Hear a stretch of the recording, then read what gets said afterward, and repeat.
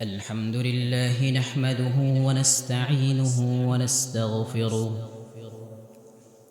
ونعوذ بالله من شرور أنفسنا ومن سيئات أعمالنا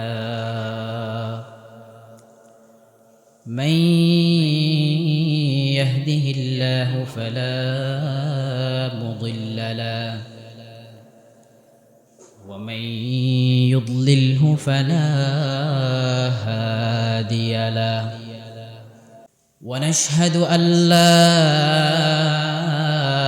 إله إلا الله وحده لا شريك له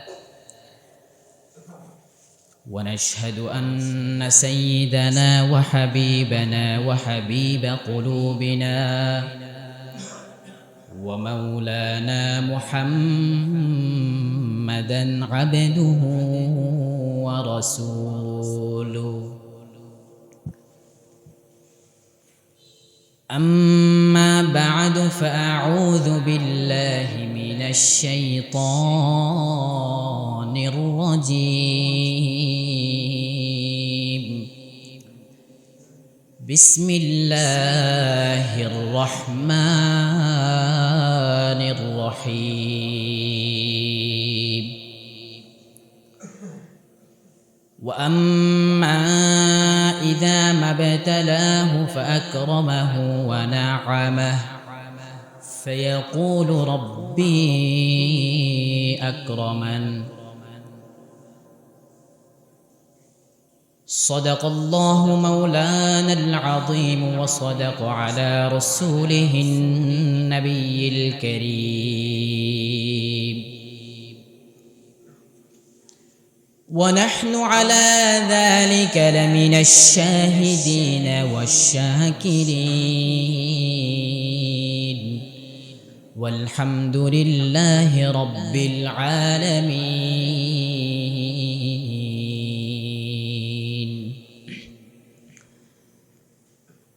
সবাই মুহাম্মদের শহীদ দরুদ ইব্রাহিম পড়ি اللهم صل على محمد وعلى آل محمد كما صليت على إبراهيم وعلى آل إبراهيم إنك حميد مجيد اللهم بارك على محمد وعلى آل محمد كما باركت على إبراهيم وعلى آل إبراهيم إنك حميد مجيد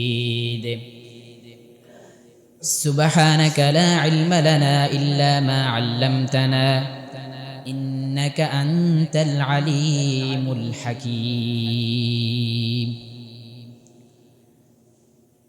الحمد لله ثم الحمد لله আল্লাহ রব্বুল আলামিনের দরবারে লক্ষ কোটি শুকরিয়া যে মহান রব্বুল ইজ্জত আমাদেরকে অত্যন্ত মেহেরবানি করে দুনিয়ার হাজার হাজার মানুষ থেকে বাছাই করে পৃথিবীর সর্বশ্রেষ্ঠ জায়গা মসজিদের মধ্যে আমাদেরকে আসার বসার এবং দ্বীনি কিছু কথাবার্তা শোনার এবং বলার তৌফিক যে মহান মনিব আমাদেরকে দান করেছেন আমরা দিল থেকে মোহাব্বতের সহিত জবান খুলে সেই মহান মনিবকে খুশি করার জন্য একবার কালিমাতু শুকর আদায় করি সবাই বলি আলহামদুলিল্লাহ আরেকবার আরো জোরে বলি আলহামদুলিল্লাহ সম্মানিত হাজিরিন আমি আপনাদের সামনে পবিত্র কোরআনুল কারীমের যে আয়াতে কারিমা তেলাওয়াত করেছি আল্লাহ রাব্বুল আলামিনের তৌফিক যদি হয় ইনশাআল্লাহুল আজিজ আয়াতের আলোকে সামান্য আলোচনা করার চেষ্টা করব ওয়া তাওফীকি ইল্লা বিল্লাহ আল্লাহুম্মা আমিন এই আয়াতের মধ্যে আল্লাহ পাক রব্বুল আলামিন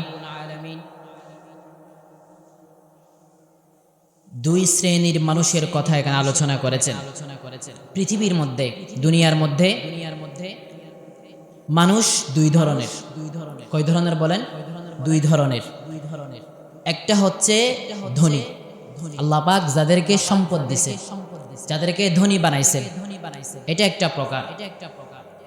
আর একটা প্রকার হচ্ছে যাদেরকে আল্লাহ পাক ধন সম্পদ দেন নাই, একটু চলতে ফিরতে সামান্য কষ্ট তাদেরকে করতে হয়। এই দুইটা শ্রেণী আল্লাহ পাক দুনিয়ার মধ্যে বানাইছেন। এই দুইটার বাহিরে কোনো মানুষ আছে? নাই। মানুষ হয়তো সে ধনী হবে, হয়তো গরিব হবে। আল্লাহ রাব্বুল আলামিন এই আয়াতের মধ্যে বলতেছেন যে মানুষ ধনী হোক বা গরিব হোক, আল্লাহ পাক তাকে সম্পদ দান করুক বা সম্পদ না দো, গরিবী হালত তাকে দান করুক, উভয়টাই আল্লাহ সুবহানাহু ওয়া তাআলার পক্ষ থেকে বান্দার উপর কি বলেন? পরীক্ষা। বান্দার উপর কি? পরীক্ষা। আল্লাহ সুবহানাহু ওয়া তাআলা এই আয়াতে কারীমার মধ্যে বলতেছেন, বিসমিল্লাহির রহমানির রহিম, فأما الإنسان إذا ما ابتلاه ربه فأكرمه ونعمه فيقول ربي أكرمن। আল্লাহ সুবহানাহু ওয়া তাআলা বলতেছেন, فأما الإنسان إذا ما ابتلاه ربه, মানুষকে যখন তার রব পরীক্ষা করার জন্য فأكرمه ونعمه, তাকে সম্পদ দেয়, সম্মান দেয়, আর সম্পদের মালিক বানাইয়া দেয়। একটু খেয়াল করে দেখেন, আল্লাহ তাআলা বলতেছেন, আল্লাহ তাআলা যখন মানুষকে সম্পদ দেয়, সম্মান দেয়, তাকে নিয়ামত প্রদান করে, এই নিয়ামত প্রদান করার পর সে মানুষের কাছে গিয়ে বলে বেড়ায়, ফায়াকুলু রব্বি আকরামান, আমার রব আমাকে সম্মানিত করেছে। আল্লাহ তাআলা বলতেছেন, আমি মানুষকে সম্মান, সম্পদ, নিয়ামত পরীক্ষা করার জন্য দেই, কিন্তু মানুষ এটাকে পরীক্ষা না মনে করে মানুষের কাছে গিয়ে বলে বেড়ায়, আমার রব আমাকে সম্মানিত করেছে। এই বিষয়টা বোঝার আগে আপনাদেরকে একটা বিষয় ক্লিয়ার হওয়া প্রয়োজন। আল্লাহ তাআলা সব সময় কষ্টকর অবস্থা দিয়ে, গরিবী হালত দিয়ে, মানুষকে টাকা পয়সা না দিয়ে মানুষকে পরীক্ষা করেন, বিষয়টা কিন্তু এমন নয়। বুঝতে পারতেছেন কথা? সব সময় গরিবী হালত দিয়ে পরীক্ষা নেন, বিষয়টা এমন নয়। বরং সম্মান, সম্পদ দিয়েও আল্লাহ তাআলা মানুষের পরীক্ষা নেন।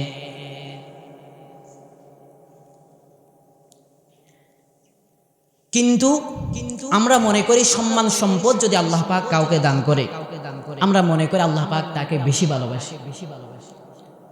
যদি এমনটা হতো, মানুষের সম্মান, সম্পদ আল্লাহ তাআলার কাছে ভালোবাসার মাপকাঠি, তাইলে যে ব্যক্তিকে আল্লাহ তাআলা বেশি ভালোবাসেন, আল্লাহ তাআলা যদি তাকে বেশি সম্পদ দান করেন, বিষয়টা যদি এমন হতো, বলেন তো আল্লাহ রাব্বুল আলামিনের সর্বাধিক প্রিয় বান্দাদের তালিকায় কারুনের নামটা হয়ে যাইতো।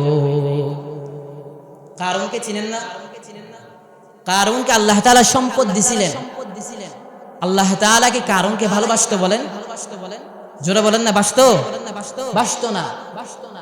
তাহলে কারুনকে আল্লাহ তাআলা ভালোবাসতো না। শুধু তাই নয়, এই কারুন নামটা মানুষের কাছে এত ঘৃণিত, এত পছন্দের। কোন ব্যক্তি যদি, দুনিয়ার কোন মানুষ যদি সন্তানের জনক হয়, আল্লাহ পাক যদি তাকে সন্তান দান করে, আর যদি আপনি তাকে গিয়ে বলেন, ভাই আমি আপনাকে মাসে 1000 করে টাকা দিব, আমি আপনাকে মাসে 1000 করে বেতন দিব, সন্তানের নামটা আপনি কারুন রাখবেন? আপনি বলবেন দরকার হলে মানুষের ঘরে গিয়ে দিন মজুরি করে, মানুষের ঘরে ঘরে কাজ করে আমি আমার জীবিকা নির্বাহ করব, আমি আমার জিন্দেগি কাটাবো, তারপরও আমার সন্তানের নাম আমি কি রাখবো না? কারুন রাখবো না। তাইলে কারুন নামটা এত ঘৃণিত। আল্লাহ পাক তাকে সম্পদ দিয়েছিলেন, কিন্তু আল্লাহ পাকের ভালোবাসা সে কি পায় নাই। এই কারুনকে আল্লাহ তাআলা অনেক ধন সম্পদ দিয়েছিলেন, এই ধন সম্পদ ছিল ওই কারুনের জন্য পরীক্ষা। ওই কারুনের কাছে যখন হযরত মূসা আলাইহিস সালাতু ওয়াস সালাম যাকাতের বিষয়টি নিয়ে তার কাছে গেলেন, কারণ তোমাকে তো আল্লাহ পাক ধন সম্পদ দিয়েছে, এই ধন সম্পদের উপর যাকাত আসে, তুমি যাকাত দাও। মূসা আলাইহিস সালাম যখন কারুনের কাছে এই আদেশ যখন কারুনকে করল মূসা আলাইহিস সালাম, তখন কারুন শুধু যাকাত দিতেও স্বীকৃতি জ্ঞাপন করেছে, শুধু তাই নয় বরং সে এক মহিলাকে ভাড়া করেছিল। কি জন্য? হযরত মূসা আলাইহিস সালামকে অপমান অপদস্থ করার জন্য সে একজন মহিলাকে, বেশ্যা মহিলাকে ভাড়া করেছিল। শিখিয়ে দিয়েছিল ওই মহিলাকে, তুমি মূসা আলাইহিস সালাতু ওয়াস সালামের ব্যাপারে মানুষের সামনে বলে বেড়াইবা, নাউযুবিল্লাহ, মূসা আলাইহিস সালাতু ওয়াস সালাম আমার সাথে জিনা করেছে, নাউযুবিল্লাহ, অপকর্ম করেছে। এবার কারুন যখন হযরত মূসা আলাইহিস সালামের বিরুদ্ধে ষড়যন্ত্র করলো, চক্রান্ত করলো, আরশে আজিমের মালিক আমার আল্লাহ তাআলা, আমার আল্লাহ তাআলা তার রাসূলের সাথে এই বেয়াদবি কি করে নাই বলেন? বরদাস্ত করে নাই। আল্লাহ তাআলা বলতেছেন, আল্লাহ তাআলা সাথে সাথে ওই কারুনের উপর গজব নাজিল করলেন। এখানে একটা বিষয় আমি আপনাদের সামনে নোটিস করতে চাই, আমি আপনাদের দৃষ্টি আকর্ষণ করতে চাই। বিষয়টা হচ্ছে আল্লাহ সুবহানাহু ওয়া তাআলা যখন কারুনকে ধন সম্পদ দিলেন, কারুনের কিছু ছোট কালের বন্ধু ছিল।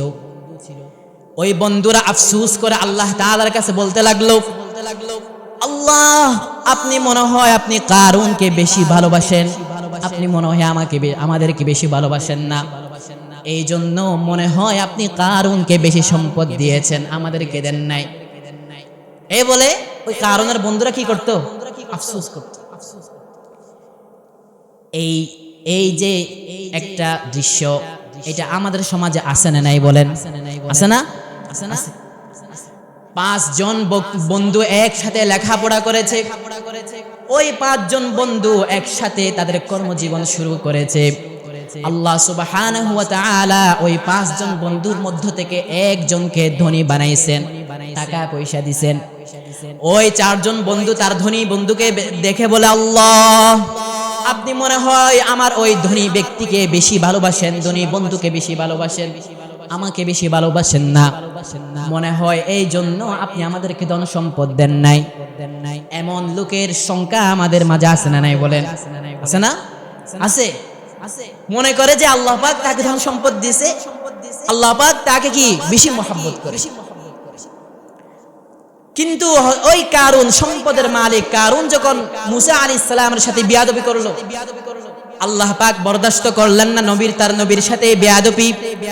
সাথে সাথে আল্লাহ পাক ওই কারুনের উপর গজব নাজিল করলেন। আল্লাহ সুবহানাহু ওয়া তাআলা কারুনকে তার সম্পদ সহ জমিনের মধ্যে তলিয়ে দিলেন। নাউযুবিল্লাহ, সম্পদ সহ জমিনের মধ্যে তলিয়ে দিয়েছে। মুফাসসিরিনে কেরাম বলেন, এই কারুন এখনো পর্যন্ত সে নিজে জমিনের নিচে এখনোই কি ঢুকতে আছে, কিয়ামত পর্যন্ত সে ঢুকবে। কারুনের যখন এই দুরবস্থা, তা কারুনের ওই বন্ধুরা দেখলো, যে বন্ধুরা কারুনের ধন সম্পদশালী দেখে তারা নিজেদের উপর আফসোস করেছিল এবং আল্লাহর কাছে অভিযোগ করেছিল, ওই বন্ধুরা যখন কারুনের এই দুরবস্থার কথা দেখলো, তখন আল্লাহ তাআলার কাছে বলল, আল্লাহ, আপনি কারুনকে ধন সম্পদ দিয়েছেন ঠিক, কিন্তু বাস্তবে প্রকৃতপক্ষে আপনি আমাদেরকে বেশি ভালোবাসেন।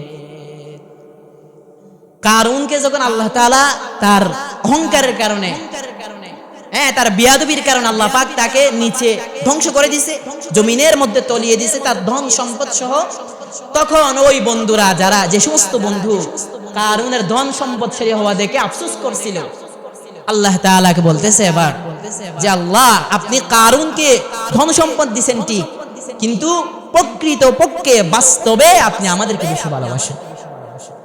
এরকম কিছু মানুষ আমাদের সমাজের মধ্যে আছে, যে তেমন কোনো ধন সম্পদ নাই, সমাজের মধ্যে গণ্যমান্যও না, সমাজের বিভিন্ন বিচার সালিশের মধ্যে ওই সমস্ত ব্যক্তিদেরকে ডাকাও হয় না। তারা দিলে দিলে খুব ব্যথা, যে আল্লাহ পাক মনে হয় আমাদেরকে অপছন্দ করেন, এত এত আমল করি, আল্লাহ পাক মনে হয় আমাদের আমল কবুল করেন না। আমরা মনে হয় আল্লাহ তাআলার কাছে কি নয়, প্রিয় নয়, মাহবুব বান্দা নয়। এই কারণে মনে হয় ওই ব্যক্তিকে আল্লাহ পাক সম্পদশালী বানাইছেন, ওই ব্যক্তিকে সমাজের সর্দার বানাইছেন, আমাকে বানান নাই। এরকম একটা ব্যথা আমাদের সমাজের কিছু মানুষের মাঝে আছে না নাই বলেন? আছে, আছে। কিন্তু দুনিয়ার মধ্যে এই ধন সম্পদ সবগুলো হচ্ছে আল্লাহ তাআলার পক্ষ থেকে পরীক্ষা। কত সম্পদশালী ছিল ফিরআউন, কত প্রভাবশালী বাদশা ছিল নমরুদ। তাদের এই প্রভাবশালীতা, তাদের এই ধন সম্পদশালীতা, তাদের এই সম্মানিত হওয়াটা তাদেরকে কি আল্লাহ তাআলার কাছে প্রিয় বানাইতে পেরেছে নাকি? পারছে? নমরুদ পুরা পৃথিবীর বাদশা ছিল, কেমন সম্মানওয়ালা ছিল। ফিরআউন গোটা পৃথিবীর বাদশা ছিল, সম্মানিত ব্যক্তি ছিল। কিন্তু এই সম্মান, সম্পদ, প্রভাব, বাদশাহী তাদেরকে আল্লাহ তাআলার কাছে কি বানাইতে পারে নাই বলেন? প্রিয় বানাইতে, মাহবুব বানাইতে পারে নাই। আমি আপনাদেরকে যেটা বুঝাইতে চাচ্ছি সেটা হচ্ছে ধন সম্পদ টাকা মানে এটা নয় যে আল্লাহ পাক ওই ব্যক্তিকে মহব্বত করে। বিষয়টা সঠিক নয়, বরং অধিকাংশ সময় আল্লাহ পাক তার বান্দাকে ধন সম্পদ দেন কিসের জন্য? পরীক্ষা করার জন্য। এটা গেল প্রথম শ্রেণীর ব্যক্তি যাদেরকে আল্লাহ ধন সম্পদ দেন। এবার দ্বিতীয় শ্রেণী যাদেরকে আল্লাহ তাআলা ধন সম্পদ দেন না। এই সম্পর্কে আল্লাহ পাক সুবহানাহু ওয়া তাআলা দ্বিতীয় আয়াতের মধ্যে বলতেছে, ওয়া আম্মা ইযা মাবতালাহু ফাকদারা আলাইহি রিজকাহু ফায়াকুলু রাব্বি আহানান। আল্লাহ সুবহানাহু ওয়া তাআলা এর পরের আয়াতের মধ্যে বলতেছেন, মানুষকে যখন আবার তার রব পরীক্ষা করার জন্য কষ্ট করে জিন্দেগি দেই, গরীবী হালত দেই, ফকিরি হালত দেই, তাকে ধন সম্পদ দেই না, তখন ওই ব্যক্তি আল্লাহ তাআলার কাছে অভিযোগ করে বলে, আল্লাহ আমি ধন সম্পদের উপযুক্ত ছিলাম, আপনি আমাকে ধন সম্পদ দেন নাই। ফায়াকুলু রাব্বি আহানান। ওই ব্যক্তি আল্লাহ তাআলার কাছে অভিযোগ করে আল্লাহ তাআলাকে দোষী সাব্যস্ত করে নাউযুবিল্লাহ বলতে থাকে, আমার রব আমাকে অপদস্থ করেছে, আমার রব আমাকে অসম্মানিত করেছে। দেখেন, প্রথমে আল্লাহ একজনকে ধন দিছেন, সম্পদ দিছেন, ওই ব্যক্তি আল্লাহ তাআলার সাথে কি করলো? অহংকারী করলো, আল্লাহ তাআলার কথা মানে নাই। আল্লাহ তাআলা তাকেও সম্পদ দিয়েছেন পরীক্ষা করার জন্য। এখন দ্বিতীয় ব্যক্তি যাকে আল্লাহ ধন সম্পদ দেন নাই, এই ধন সম্পদ না দেওয়ার কারণে ওই ব্যক্তি আল্লাহ তাআলার কাছে কি করে? অভিযোগ করে, আল্লাহ তাআলাকে দোষারোপ করে যে আল্লাহ আমাকে ধন সম্পদ দেন নাই, অভাবের মধ্যে রাখছে, দুঃখ কষ্টের মধ্যে রাখছে। মুফাসসিরিনে কেরাম এই আয়াতের ব্যাখ্যার মধ্যে বলেন, ওই ব্যক্তি নিজের ভাষায় যেন বলতে থাকে যে আমি ধন সম্পদের উপযুক্ত ছিলাম, আমি সম্মানের উপযুক্ত ছিলাম, নাউযুবিল্লাহ আল্লাহ পাক আমাকে দেন নাই, নাউযুবিল্লাহ। সে বলে কি বলে? আমি বাস্তবে ধন সম্পদের উপযুক্ত ছিলাম, কিন্তু আল্লাহ পাক আমাকে এটা দেন নাই। এরকম অনেক মানুষ আমাদের সমাজে আছে না নাই? আছে। আল্লাহ পাক তাকে ধন সম্পদ দেন নাই, এই কারণে খুব নারাজ, ভিতরে খুব ব্যথা। অন্য ব্যক্তিকে ধন সম্পদ দিয়েছেন, তার ব্যবসা বাণিজ্য, দোকানপাট, হ্যাঁ, ব্যাংক ব্যালেন্স সবকিছুই আছে, এইগুলো দেখে সে নিজে আফসোস করে আর আল্লাহ তাআলাকে দোষারোপ করে, আল্লাহ পাক আমাকে দেন নাই, অথচ আমি এটার উপযুক্ত ছিলাম, নাউযুবিল্লাহ। কিন্তু এই দুই অবস্থা, ধন সম্পদশালী, সম্পদ আল্লাহ তাআলার পক্ষ থেকে সম্পদ দেওয়াটা এবং আল্লাহ তাআলার পক্ষ থেকে আপনাকে কষ্টের মধ্যে, হ্যাঁ, দুঃখ কষ্টের মধ্যে, সংকীর্ণ রিজিকের সংকীর্ণতার মধ্যে আপনাকে রাখাটা, উভয়টাই আল্লাহ তাআলার পক্ষ থেকে পরীক্ষা। উভয়টা কি? আল্লাহ তাআলার পক্ষ থেকে পরীক্ষা। মুহতারাম হাজিরিন, আল্লাহ তাআলা পরীক্ষার মাধ্যমে কি জানতে চান আমাদের থেকে, কি দেখতে চান? আল্লাহ রাব্বুল আলামিন ধন সম্পদশালীকে ধন দেওয়ার পর আল্লাহ রাব্বুল আলামিন তার কাছ থেকে জানতে চান, এইটা চান যে ধন সম্পদ পাওয়ার পর আমার বান্দা আমাকে কোনো ভুলে গেল নাকি? ধন সম্পদ পাওয়ার পর ওই ব্যক্তি অসহায়, দরিদ্র, অসহায়, অভাবগ্রস্ত মানুষদেরকে সহযোগিতার কথা ভুলে গেল নাকি? এই চিন্তা, এই কাজটাই আল্লাহ রাব্বুল আলামিন তার বান্দার থেকে চান। যদি বান্দা ধন সম্পদ পাওয়ার পর আল্লাহকে না ভুলে, ধন সম্পদ পাওয়ার পর যদি সে অসহায় এতিম দরিদ্র ব্যক্তিদেরকে সাহায্য সহযোগিতায় লেগে থাকে, তাহলে সে পরীক্ষার মধ্যে কি বলেন পাস, তাহলে সে পরীক্ষার মধ্যে পাস। আর যদি নমরুদের মতো কারুনের মতো অহংকারী হয়ে যায়, তাহলে সে পরীক্ষার মধ্যে ফেল। দ্বিতীয় শ্রেণী যাদেরকে আল্লাহ পাক ধন সম্পদ দেন নাই, তাদের থেকে আল্লাহ তাআলা পরীক্ষার মাধ্যমে কি জানতে চান? তাদের থেকে আল্লাহ তাআলা জানতে চান তাদেরকে আল্লাহ তাআলা রিজিকের সংকীর্ণতা দিবেন, অভাব দুঃখ কষ্ট তাদেরকে দিবেন। এই অভাব দুঃখ কষ্টের জিন্দেগি পাওয়ার পর তারা আল্লাহ রাব্বুল আলামিনকে অভিযোগ করে নাকি তার এই দুঃখ কষ্টের জিন্দেগির উপর সবর করে, ধৈর্য ধারণ করে, এই বিষয়টাই আল্লাহ পাক ওই বান্দা থেকে চান। যদি বান্দা তার এই দুঃখ কষ্টের জিন্দেগির উপর থাকার পর আল্লাহ তাআলাকে অভিযোগ না করে ধৈর্য ধারণ করতে পারে, তাহলে ওই ব্যক্তি পরীক্ষার মধ্যে কি বলেন সফল, পরীক্ষার মধ্যে সফল। আর যদি আল্লাহ পাকে দোষারোপ করেন, তাহলে পরীক্ষার মধ্যে ফেল।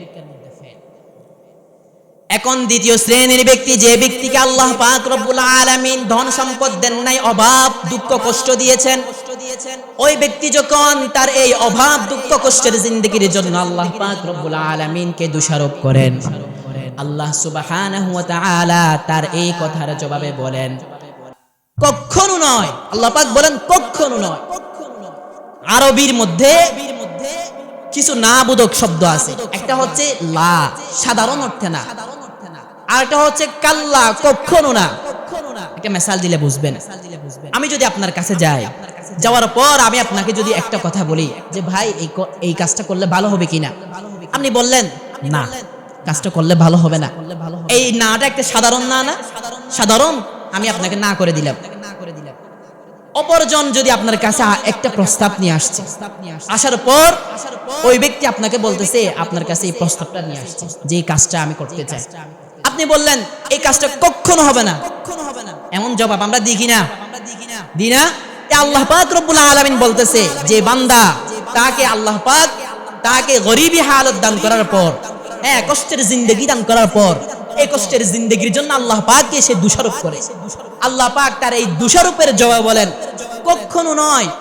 তোমার এই কথা, তুমি যে আমাকে দোষারোপ করতেছো, আমার কারণে তোমার ধন সম্পদ কম হইছে, এই বিষয়টা কখনো নয়।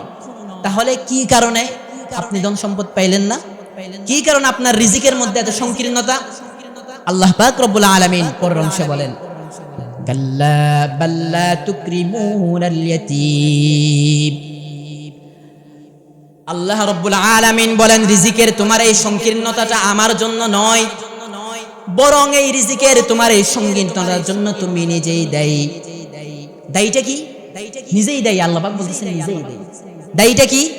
আল্লাহ রব্বুল আলামিন বলেন লা তুকরিমুনাল ইয়াতীম। তোমার এই রিজিকের সংকীর্ণতার অন্যতম কারণ হচ্ছে তোমরা ইতিমদেরকে সম্মান করো না। কি করো না? ইতিমদেরকে তোমরা কি করো না? সম্মান করো না। এখন প্রশ্ন হতে পারে ইতিম তো ছোট থাকে, ওই ব্যক্তিকে আবার ছোট ব্যক্তিকে কিভাবে সম্মান করব? অথচ আল্লাহ পাক বলতেছেন তুকরিমুনাল ইয়াতীম, তোমরা ইতিমদেরকে সম্মান করো না। মুফাসসিরিনে কেরাম এই আয়াতের ব্যাখ্যার মধ্যে বলেন ইতিমকে সম্মান করার মানে হচ্ছে ইতিম কোনো শিশুর সাথে সৎ ব্যবহার করা, তার সাথে সৎভাবে আচরণ করা, তার হকগুলো তার কাছে যথাযথভাবে পৌঁছে দিয়া, তার হক নষ্ট না করা, এবং তার হক তার অভিভাবক, তার যদি সামর্থ্য থাকে তার অভিভাবকত্ব নিজে গ্রহণ করা। এটাই হচ্ছে ইতিমকে কি করা? সম্মান করা। ইতিমের সম্মান অর্থ কি বলেন? ইতিমের সাথে সৎ ব্যবহার করা, ইতিমের সম্পদ তার কাছে পৌঁছে দেয়া, সম্ভব হলে নিজের কাছে সামর্থ্য থাকলে কোন ইতিমের জিম্মাদারি অভিভাবকত্ব গ্রহণ করা। এটাই হচ্ছে ইতিমের সাথে কি করা? সম্মান করা। এখন আমাদের সমাজে ইতিমের সাথে সৎ ব্যবহার করবে তো দূরের কথা, ইতিমের সম্পদগুলো তার কাছে পৌঁছে দেবে তো দূরের কথা, ইতিমেরটাই তো খেয়ে ফেলে।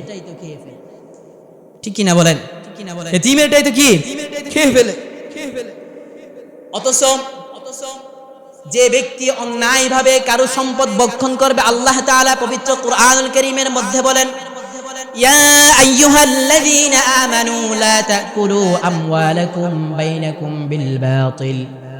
আল্লাহ তাআলা পবিত্র কুরআনুল কারীমের মধ্যে বলেন, যে ব্যক্তি অন্যায়ভাবে কারো সম্পদ ভক্ষণ করবে, আল্লাহ তাআলা বলেন যে ব্যক্তি অন্যায়ভাবে জুলুম করে কারো সম্পদ নিয়ে নিবে, কেড়ে নিবে, এই সম্পদের তার যে সেই যে এভাবে সম্পদ কেড়ে নিল, এটা আল্লাহ তাআলা কখনো ক্ষমা করবেন না।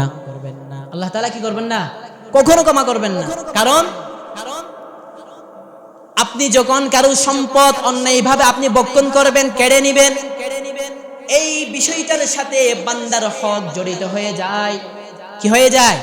বান্দার হক জড়িত হয়ে যায়। আর বান্দার হক আল্লাহ তাআলা কখনো ক্ষমা করবে না যতক্ষণ পর্যন্ত যে বান্দার হক আপনি নষ্ট করছেন ওই বান্দা আপনাকে ক্ষমা না করবে।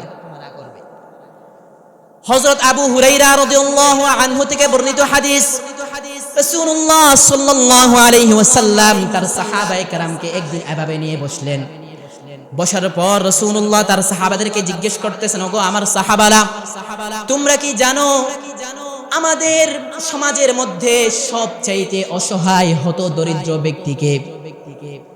আপনাকে যদি জিজ্ঞেস করি যে আমাদের সমাজে অসহায় কে, আপনি বলবেন যার টাকা পয়সা নাই, ধন সম্পদ নাই, খাইতে পারে না, হ্যাঁ চলতে ফিরতে পারে না, ওই ব্যক্তি অসহায়। আমরা এই জবাব দিব কিনা বলেন? দেব না? এই জবাবটাই আমরা দিব। এই ঠিক একই জবাবটাই রাসূলের সাহাবারা রাসূলকে দিয়েছে। সাহাবায়ে কেরাম বলেন, ক্বালু আল মুফলিসু ফিনা মান লা দিরহাম লাহু ওয়ালা মাতা'। সাহাবায়ে কেরাম বলেন, ওগো আল্লাহর রাসূল, আমাদের দৃষ্টিতে ওই ব্যক্তি অসহায় যে ব্যক্তি খাইতে পারে না, খাওয়ার জন্য থাকার জন্য তার ঘর নাই, পড়ার জন্য কাপড় নাই, ওই ব্যক্তি আমাদের দৃষ্টিতে অসহায়।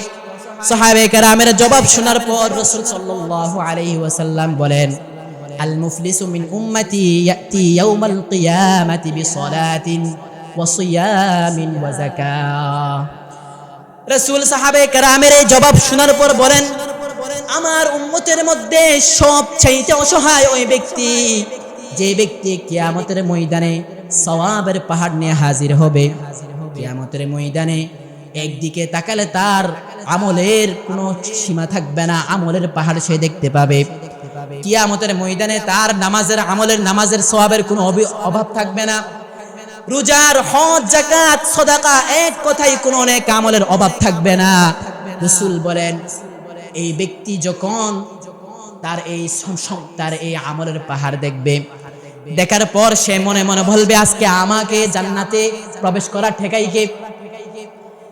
আল্লাহ সুবহানাহু ওয়া তাআলা তার ব্যাপারে জান্নাতের ফয়সালা করার পূর্বে সে জান্নাতে প্রবেশ করবে আর কি।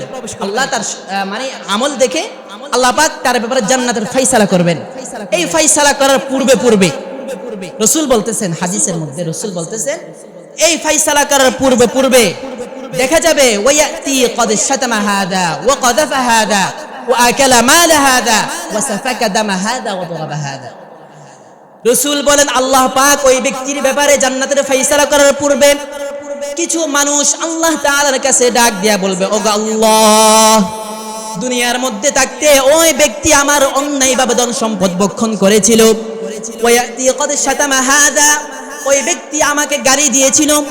অন্য একজন ব্যক্তি হাজির হয়ে আল্লাহ তাআলাকে বলবে, ওয়া কাযাফা হাদা, আমাকে মিথ্যা মামলা দিয়া বছরের পর বছর সে জেল কাটাইছিল, আমাকে অন্যায়ভাবে জুলুম করে সে মিথ্যা মামলা আমাকে দিয়েছিল। অন্য একজন ব্যক্তি আসবে, ওয়া আকালা মাল হাদা, ওই ব্যক্তি বলবে, আল্লাহ, এই ব্যক্তি দুনিয়ার মধ্যে আমার মাল অন্যায়ভাবে আমার থেকে কেড়ে নিয়েছিল। আরেকজন আসবে, ওয়া সাফাকা দামা হাদা, ওই ব্যক্তি বলবে, আল্লাহ, এই ব্যক্তি দুনিয়ার মধ্যে আমাকে রক্তপাত করেছিল, অন্যায়ভাবে জুলুম করেছিল। ওয়া দারাবা হাদা, আরেকজন ব্যক্তি আসবে, ওই ব্যক্তি বলবে, আল্লাহ, ওই ব্যক্তি দুনিয়ার মধ্যে আমাকে অসহায়ভাবে অন্যায়ভাবে আমার উপর জুলুম করেছিল, মেরেছিল। এরপর রাসূল বলেন, ফায়ুতা হাদা মিন হাসানাতি ওয়া হাদা মিন হাসানাতি। আল্লাহ পাক যখন এই পাওনাদারের সিরিয়াল দেখবেন, আল্লাহ পাক বলবেন, তার এই নেক আমলের পাহাড় থেকে এই পাওনাদারকে দিয়ে দাও। ফায়ুতা হাযা মিন হাসানাতি, এই পাওনাদারকে কিছু নেক আমল দেওয়া হবে, এই পাওনাদারকে কিছু নেক আমল দেওয়া হবে। ওয়া হাযা মিন হাসানাতি, এরপর রাসূল বলেন ফাইন ফানিয়াত আদাউহু ক্বাবলা মা ইউকদা আলাইহি, রাসূল বলেন এভাবে পাওনাদারের পাওনা মিটাইতে দেখা যাবে ওই ব্যক্তির সওয়াবের পাহাড়ের পুরো পাহাড়টাই পাওনাদারদের মাঝে বিলিয়ে দেওয়া হয়ে গেছে। এরপর রাসূল বলবেন সুমফা তুরিহাত আলাইহি, এরপর ওই পাওনাদাররা বলবে আল্লাহ তার আমলের পরিমাণ যদি শেষ হয়ে যায় তাতে কি আমার গুনাহগুলো তার আমল নামার মধ্যে দিয়ে দেন। এরপর রাসূল বলেন সুম্মা তুরিহা ফিন্নার, এরপর সমস্ত পাওনাদারের গুনাহগুলো তার কাঁধের উপর দিয়া আল্লাহ পাক রব্বুল আলামিন তাকে জাহান্নামে নিক্ষেপ করবে। নাউজুবিল্লাহ। চিন্তা করে দেখেন, সওয়াবের পাহাড় নিয়ে হাজির হবে, আর রাসূল বলতেছেন এই ব্যক্তি ওই পাওনাদারকে পাওনা মিটাইতে অবস্থা এমন হবে যে সওয়াবের পাহাড় তার শেষ হয়ে যাবে, শেষ পর্যন্ত পাওনাদাররা থেকে যাবে, এবং পাওনাদারদের ওই পাওনা তার কিভাবে মিটাবে? আল্লাহ রাব্বুল আলামিন তার ওই পাওনাদারদের গুনাহগুলো ওই ব্যক্তির কাঁধের উপর দিয়ে আল্লাহ পাক তাকে জাহান্নামে নিক্ষেপ করবে। রাসূল বলেন কিয়ামতের ময়দানে আমার উম্মতের সবচেয়ে অসহায় ব্যক্তি হচ্ছে এটা। এই কারণে মুহতারম হাজিরিন, মানুষের সম্পদ অন্যায়ভাবে ভক্ষণ করা যাবে না। এই সম্পদ যদি ইয়েতিমের হয়, চিন্তা করে দেখেন তাহলে আরো কত বড় জঘন্য কাজ হবে। আল্লাহ রাব্বুল আলামিন পবিত্র কোরআন কারীমের মধ্যে ইয়েতিমের সম্পর্কে বলতেছেন, বিসমিল্লাহির রহমানির রহিম, ইন্নাল্লাযীনা ইয়াকুলুনা আমওয়ালাল ইয়াতামা যুলমান, যে সমস্ত ব্যক্তিরা দুনিয়ার মধ্যে কোনো ইয়েতিমের সম্পদ অন্যায়ভাবে ভক্ষণ করবে, জুলুম করে কোনো ইয়েতিমের সম্পদ কেড়ে নেবে, রাসূল বলেন ইয়াকুলুনা ফি বুতুনিহিম নারা, তারা সম্পদ খায় না বরং তারা নিজেদের পেটের মধ্যে আগুন ঢুকায়। কি ঢুকায়? আগুন ঢুকায়। আল্লাহ সরাসরি বলতেছে যে ইয়েতিমের সম্পদ খাওয়া মানে সরাসরি তুমি পেটের মধ্যে আগুন ঢুকাইছো। এরপরে বলেন আগুনের ঠিকানা কোথায়? কোথায়? জাহান্নাম। এরপর আল্লাহ বলতেছেন ওয়াসায়াসলাউনা সাঈরা, অচিরেই তাকে জাহান্নামে নিক্ষেপ করা হবে। যে ব্যক্তি এভাবে ইয়েতিমের সম্পদ নষ্ট করবে, আল্লাহ পাক তাকে কোথায় নিক্ষেপ করবেন? জাহান্নামের মধ্যে নিক্ষেপ করবেন। এভাবে অগণিত আয়াতের মধ্যে আল্লাহ পাক বলছেন ওয়ালা তাকরাবু মালাল ইয়াতীম, আল্লাহ তাআলা অন্য এক আয়াতের মধ্যে বলতেছেন খবরদার ইয়েতিমের সম্পদের কাছেও যাইবা না। কি বলছে? ধরবা না তা না, কাছেও যাইবা না। তাহলে ইয়েতিমের সম্পদ, মানুষের সম্পদ এত বেশি জঘন্য, এত বেশি ভয়ঙ্কর আপনার জন্য। তাহলে আমরা আজকের আলোচনা থেকে কি পাইলাম? প্রথমত ধন সম্পদ, টাকা পয়সা, এটা আল্লাহ তাআলার পক্ষ থেকে আপনার উপর পরীক্ষা। দ্বিতীয় নম্বর, কারো উপর যদি আল্লাহ পাক কারো উপর যদি আল্লাহ পাক কোন সময় অভাব দুঃখ কষ্টের জিন্দেগি আল্লাহ পাক দান করেন, মনে করতে হবে এটা আল্লাহ তাআলার পক্ষ থেকে কি বলেন? পরীক্ষা। উভয়টাই আল্লাহ তাআলার পক্ষ থেকে পরীক্ষা। আল্লাহ পাক যদি, তাহলে কি করতে হবে? পরীক্ষা হইলে করতে হবে আমাদের প্রথম যদি আপনাকে আল্লাহ পাক ধন সম্পদ দেন, আল্লাহকে ভুলে যাইতে পারবেন না। আল্লাহ তাআলার হুকুম, রাসূলুল্লাহ সুন্নাহ, যে আল্লাহ পাক ধন সম্পদ দিলে কি করতে বলছেন, এই বিষয়টা আপনাকে চিন্তা করে আপনাকে আগাইতে হবে। দ্বিতীয়, আপনাকে যদি আল্লাহ পাক ধন সম্পদ না দেন, আল্লাহ পাক যদি আপনাকে রিজিকের মধ্যে কষ্টের মধ্যে রাখেন, আল্লাহ পাককে দোষারোপ করা যাবে না, দিলের মধ্যে ব্যথা রাখা যাবে না যে আল্লাহ পাক আমাকে ধন সম্পদ দেন নাই, মনে হয় আল্লাহ পাক আমাকে ভালোবাসেন না, মনে হয় আল্লাহ পাক আমাকে দেখতে পারেন না, এই জন্য আমাকে ধন সম্পদ দেন নাই। এই চিন্তা, এই চ্যাট দিলের মধ্যে কি আনা যাবে না। কি করতে হবে? ধৈর্য ধারণ করতে হবে, আল্লাহ পাকের উপর শুকর করতে হবে, যতটুকু দিয়েছে আল্লাহ পাক আমাকে ভালো দিয়েছে, আলহামদুলিল্লাহ। 2 নম্বর কথা। 3 নম্বর, মানুষের সম্পদ অন্যায়ভাবে ভক্ষণ করা যাবে না। এর মধ্যে ইয়েতিমের সম্পদ তো আরো জঘন্য। ইয়েতিমের সম্পদ খাওয়া মানে আপনার পেটের মধ্যে কি ঢুকানো বলেন? আগুন ঢুকানো। একটু জোরে বলেন না, কি ঢুকানো? আগুন ঢুকানো। এই কারণে ইয়েতিমের সম্পদ কখনো ছুঁতে পারবেন না অন্যায়ভাবে। এই 3টা বিষয় আলোচনা হলো। আল্লাহ পাক রব্বুল আলামিন আমাদের প্রত্যেককে, আমরা এখানে প্রত্যেককেই এই দুইটার মধ্যে আসি। হয়তো আল্লাহ পাক কাউকে ধন সম্পদ দিছে আমাদের এখানে, কাউকে গরিবী হালাত দিছে। তাহলে আমরা কি করব? আজকের জুমা থেকে এই মেসেজ, এই বার্তা আপনাদের নিতে হবে যে আল্লাহ পাক যদি আমাকে ধন সম্পদ দেয়, আমি আল্লাহকে ভুলে যাব না। হ্যাঁ, অসহায় দরিদ্র এতিম মিসকিনদেরকে সহায়তা করতে আমি ভুলে যাব না। যদি আল্লাহ পাক আপনাকে গরিবী হালত দান করে, এই গরিবী হালতের জন্য দিলের মধ্যে কোনো কষ্ট রাখা যাবে না, আল্লাহ তাআলাকে কোনো দোষারোপ করা যাবে না, বরং আমার এই গরিবী হালতের জন্য আল্লাহ পাকের উপর কি করতে হবে? আমাকে ধৈর্য ধারণ করতে হবে। 3 নম্বর, অন্যায়ভাবে কারো সম্পদ স্পর্শ করা যাবে না, কারো সম্পদ অন্যায়ভাবে ধরা যাবে না। এটা 1 টাকা পরিমাণ হোক, 1 পয়সা পরিমাণ হোক, কারণ কিয়ামতের ময়দানে আপনাকে 1 পয়সার হিসাব আল্লাহ তাআলার কাছে দিতে হবে। ইয়েতিমের সম্পদ ধরা যাবে না, অন্যায়ভাবে সম্পদ ভক্ষণ করা যাবে না। হ্যাঁ, দরিদ্র অসহায় আমার ফকিরি গরিব হালতের জন্য আল্লাহকে দোষারোপ করা যাবে না। ধন সম্পদ পাওয়ার পর আল্লাহ তাআলাকে ভুলে যাওয়া যাবে না। এই বিষয়টা হচ্ছে আজকের আলোচনার মূল বিষয়, সারমর্ম। আল্লাহ পাক রব্বুল আলামিন যে সমস্ত কথাবার্তাগুলো হয়েছে এগুলোর মোতাবেক আমাদের প্রত্যেককে আমল করার তৌফিক দান করুন। সবাই বলি আমিন। ওয়া আখিরু দাওয়ানা আনিল হামদুলিল্লাহি রাব্বিল আলামিন। আসসালামু আলাইকুম ওয়া রাহমাতুল্লাহি ওয়া বারাকাতুহু।